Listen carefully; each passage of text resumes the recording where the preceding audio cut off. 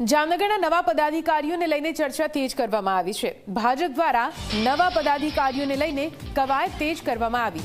Mayor પદ રેસમાં મહિલાઓના નામ આગળ રાખવામાં આવ્યા છે, જેમાં તૃપ્તિ ખેતિયા, નિશા અસવાર, નિકિતા કોટકના નામ આગળ છે।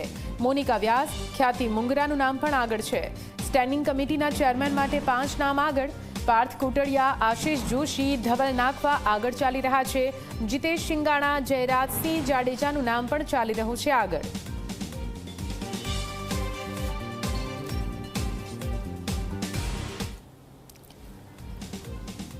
તો આપ જુઓ, આખરે મેયર કોણ બનશે જામનગરમાં? તો નામ જે ચર્ચામાં છે તેમાં તૃપ્તિ ખેતિયાનું નામ સૌથી આગળ છે। સાથે સાથે નિશા અસવારનું નામ પણ ચાલી રહ્યું છે આગળ।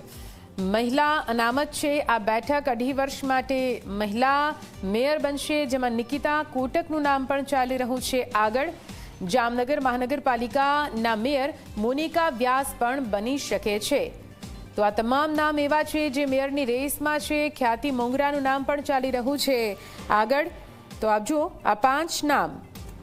સાથે સાથે સ્ટેન્ડિંગ કમિટીના ચેરમેન માટે પાર્થ કોટડિયાનું નામ આગળ ચાલી રહ્યું છે, અને આ ઉપરાંત આશિષ જોશીનું નામ પણ ચાલી રહ્યું છે આગળ। તેઓ પણ સ્ટેન્ડિંગ કમિટીના ચેરમેન બની શકે છે। ધવલ નાખવાનું નામ પણ જામનગરના સ્ટેન્ડિંગ કમિટી ચેરમેનના નામ તરીકે આગળ ચાલી રહ્યું છે। સાથે સાથે જીતેશ શિંગાણાનું નામ પણ આગળ ચાલી રહ્યું છે।